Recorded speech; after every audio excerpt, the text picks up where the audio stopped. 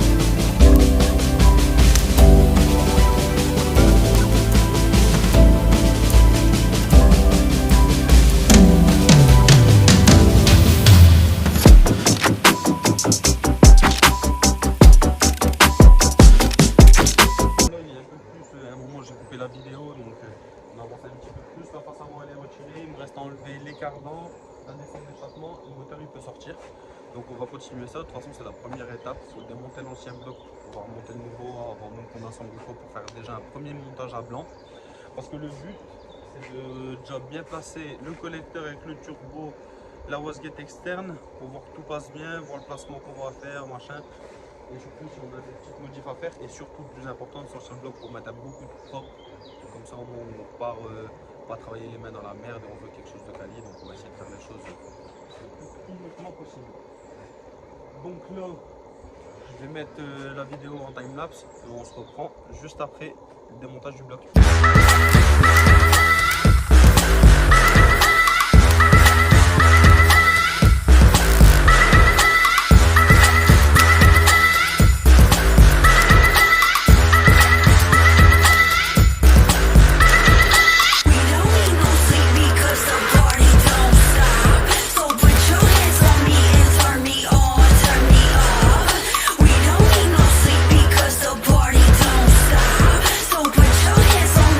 Turn me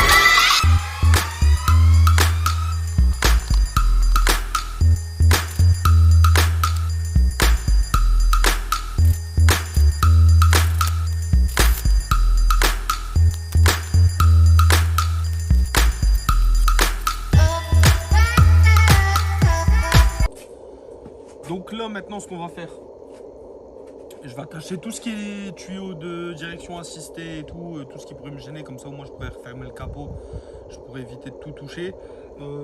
Et surtout ce qu'on va faire, c'est on va aller démonter la ligne, je vais vous faire voir dans quel état elle est.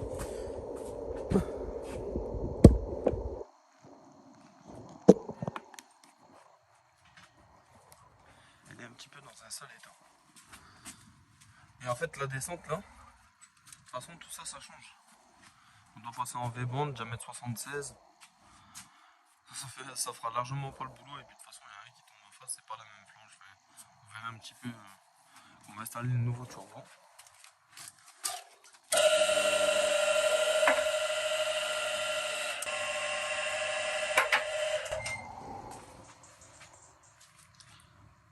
Vous voyez un petit peu l'état du bazar.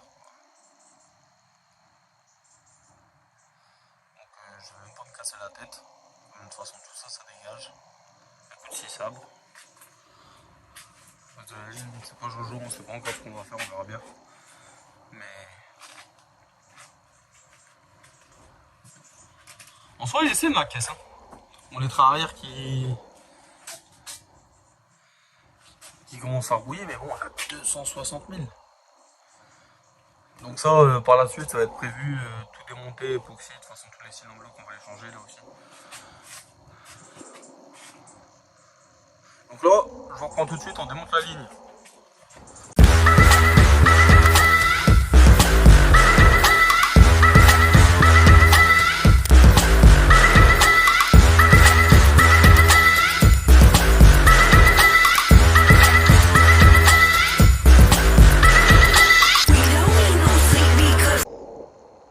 Donc là maintenant, toute la ligne d'échappement elle est tombée.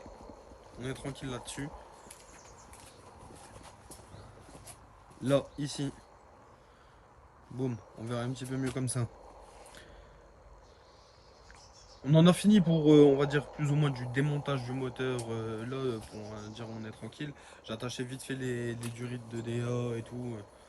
Pour qu'on puisse ranger un petit peu, pour que je puisse au moins fermer le capot moteur. On va mettre un coup de nettoyage après. Mais là surtout, je vais m'occuper de ça. Commencer à enlever le turbo, le collecteur, toutes les durites, enfin les dépressions qui ne servent plus à rien, le recyclage. Enfin, hop, on va enlever tout ça et on va faire un petit peu de place nette.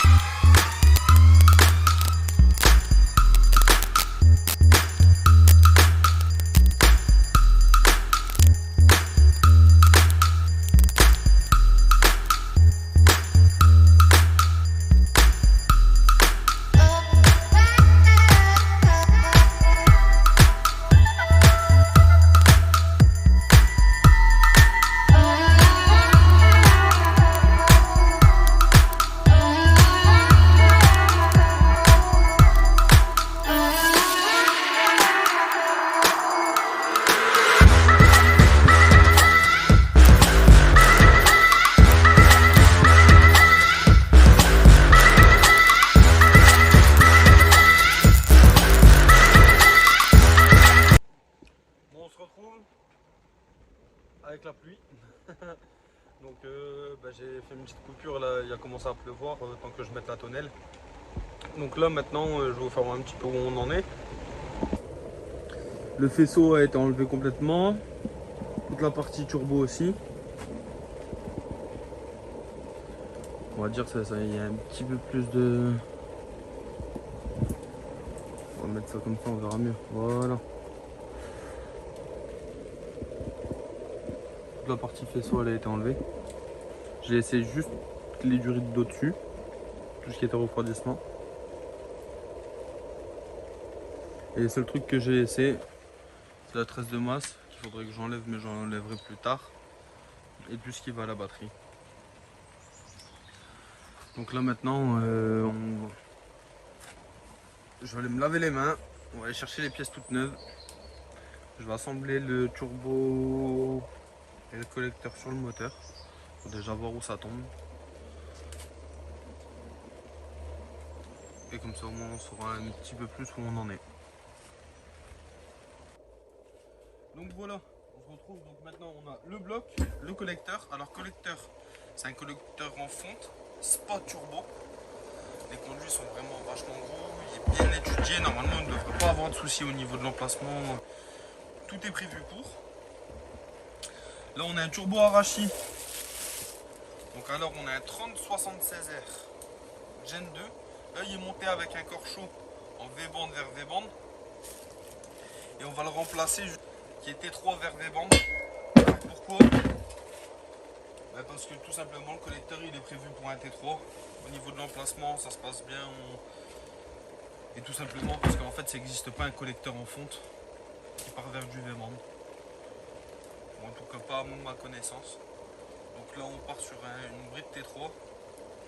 En AR, on a pris un AR 0,83, quelque chose qui se charge assez tôt. De toute façon c'est la plus petite taille qu'on peut avoir. Ou sinon on est obligé de passer sur du twin scroll. Alors twin scroll c'est quoi? C'est la différence en fait, les conduits sont séparés en deux. On a en gros deux cylindres qui passent vers un conduit et deux cylindres qui passent vers l'autre conduit. Ça aide à se couler plus tôt, donc ça veut dire que le turbo va charger plus tôt. Là on part sur du T3 en AR83. Donc AR83, je vais vous expliquer un petit peu ce que c'est les AR. En gros, plus on va partir sur un chiffre élevé, donc là c'est 0,83, après il y a des AR de 1,01 selon les marques de turbo et tout. En gros, plus on monte, plus en gros ça veut dire que l'escargot il restera moins fort, donc on va charger moins vite. Donc plus on veut charger tard, plus on prend un gros AR, plus on veut charger tôt, plus on prend un petit AR. Mais après attention à savoir qu'en prenant des AR plus petits, on risque d'avoir des EGT plus hauts. Je vais pas commencer à m'étaler sur le sujet, mais grossièrement c'est ça. Après donc là le turbo, on va modifier ça juste après pour pouvoir monter sur le collecteur. Et là on a une wastegate Turbo Smart. Alors qui va se monter juste ici. Donc on verra si, c'est pour ça que je vais faire un montage à blanc pour être sûr que tout passe au niveau de la baie. Pour être sûr qu'il n'y a rien qui va toucher, si on doit modifier quelque chose ou quoi. Il faut mieux prévoir ça tout de suite sur l'ancien bloc avant qu'on l'a taillé. En fait, une fois que tout sera fait, tout mis en place, je peux même faire mon piping si je veux. Tout mettre en place l'interco, brancher l'huile et tout sur l'ancien bloc, sachant que l'autre bloc c'est identique. Et au moins on va dire que c'est un montage à blanc et après c'est tout à monter en propre sur le nouveau. Et on sait qu'on n'a plus rien à modifier, on va retoucher sur le nouveau, risquer de dévisser, revisser des trucs. Vaut mieux faire un premier montage à blanc, on sera tranquille. On va commencer à craquer ça tout de suite. Donc là, je sais quoi, je mets le connecteur tout de suite. Ouais, non, je le mets pas tout de suite. On va attaquer par le turbo. Alors je vais vous le dire, pourquoi Arashi, pourquoi pas Garrett, pourquoi une autre marque. Arashi c'est... De base j'étais Garrett. Mais quand t'as un Garrett qui lâche, puis un deuxième qui lâche, c'est que pour les faire ça coûte une blinde. Je me suis dit meilleure solution, en fait on était chez... C'est quand j'étais chez EMS, le turbo il a lâché sur le banc. Avec mon Golf 16 turbo. Et je me voyais pas racheter la Garrett. Non, bas je trouvais ça un peu cher. Pour pas une grosse marque on va dire, même si c'est de la bonne qualité. Précision turbo, Erika trop cher, même si c'est du putain de turbo, c'est trop cher. Et en fait, moi, je trouve que pour qualité-prix, quoi, Arashi, c'est top. Et en fait, je vais pas vous mentir, j'ai eu un petit souci sur la Arashi. Et mail a été envoyé, franchement, pour top, en fait, ils ont un super SAV. Et c'est ça que je kiffe, quoi. Quand t'as un SAV, ça déglingue. T'achètes quelque chose, tu sais qu'il est réparable, ils ont de la pièce. Ça, je trouve que ça tue. Et c'est ce qui a fait surtout la différence pour moi. Alors là, on va passer au max parce que dans tous les cas, il va falloir placer le turbo une fois monter sur le moteur. Pourquoi? Parce qu'alors placer le turbo, en fait, ça se monte pas comme ça et c'est parti, ces turbos-là. C'est pas du turbo, on va dire, type origine, quelque chose comme ça. C'est des turbos qui, une fois installés, montés, tu dois régler l'angle à la descente d'huile. Alors ni plus ni moins, t'as que ça à faire. Et si tu mets l'huile horizontalement et que tu mets en route, autant me dire que ça va fumer vite fait. Voilà, bon, merde. C'est chiant. Et arraché, franchement, je trouve un niveau finition. C'est top.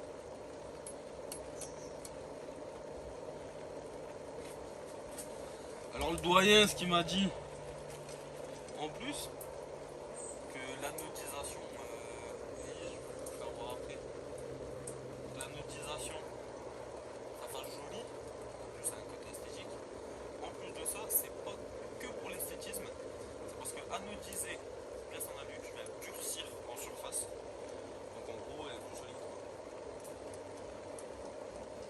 Un jour-là, je me suis couché largement moins.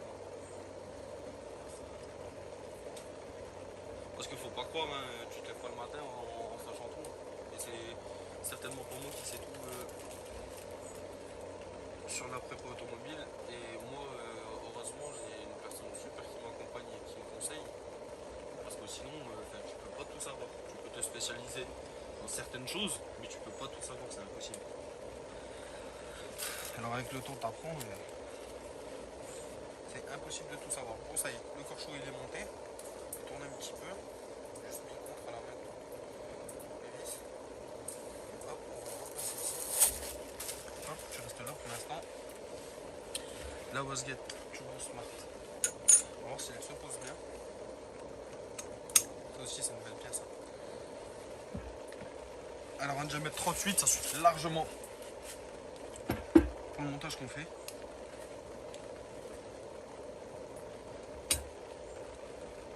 Et ça, je m'en doutais, c'est un truc qui est vraiment merveilleux. Je pense que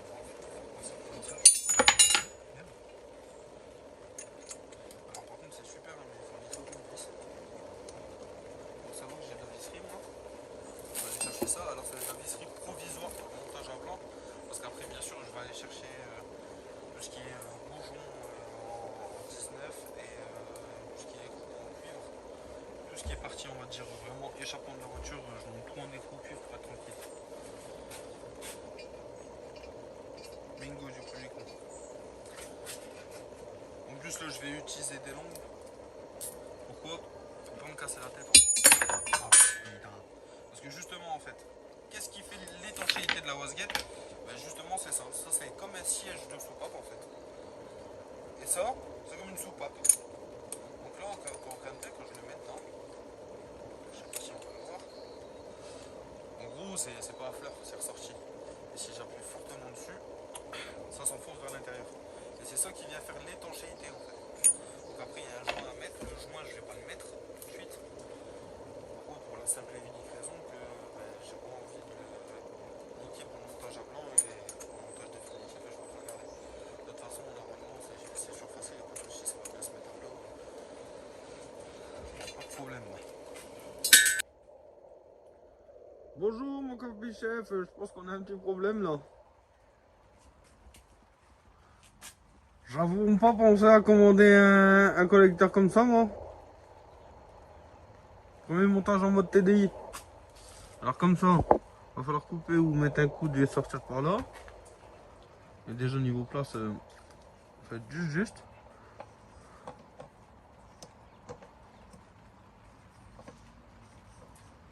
Hop. Et par en haut, je te dis même pas, même si je fais tout le haut en alu et qu'il ressort, toi là, commence à chauffer le bordel. Dis-moi ce que t'en penses et ce que tu penses. Aller. Parce que là, niveau place, est-ce que t'as déjà vu ce genre de montage dans un S3? Est-ce que dans un S3, t'as déjà vu ce genre de montage? Alors là, il y a moins de bidouiller un truc, hein, faire à l'échauffement, faire quelque chose. Mais putain. Donc là, c'est juste, hein, quand je vois là.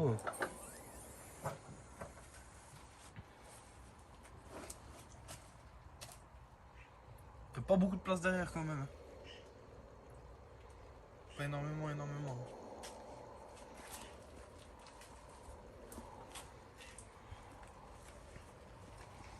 En tout cas, c'est beau quand même. Hein. Ça passe pas loin. Hein. Bon, le turbo, il doit remonter un tout petit peu en fait. Parce que les vis, elles vont pas tout à fait au fond. On va dire vraiment calé. Comme ça. Ça passe tout juste. Mais là, on dépasse pas mal quand même. Hein. J'ai peur qu'on tape dans le tablier.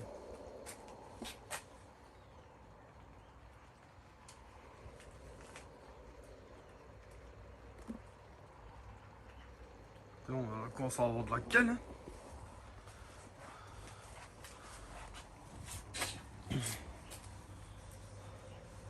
Donc, deux solutions. Soit tout en bas. Couper, souder un coude directement qui sort par là et passer par en bas, un peu comme les TDI. Ça m'emmerde à chaque fois. Hop là. Soit vers le haut, il faut que je trouve une solution pour faire parer la chaleur de ce brin là, parce que c'est n'importe quoi. Et donc là, on se retrouve avec un petit tas de pièces. Hein, les anciens échangeurs, en gros, tout ce qu'on va plus servir. Ce qui est quand même incroyable, un beau tas de merde en moins. Bon, on rajoute un peu de pièces dessus, hein, mais ça va être autre chose.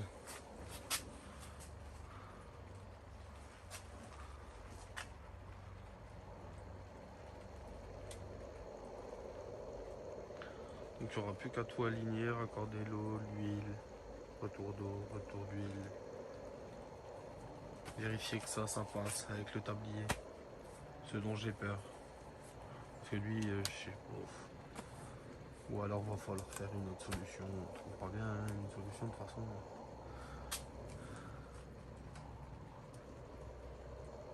On n'a pas le choix.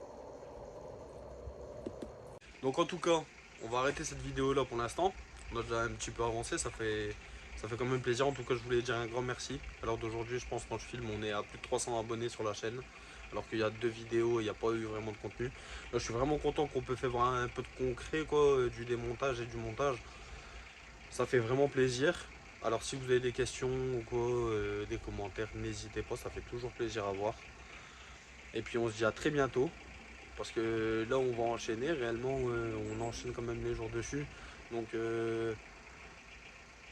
il va y avoir de la vidéo, il va y avoir du contenu. En tout cas, n'hésitez pas à vous abonner. Un grand merci et on se dit à bientôt.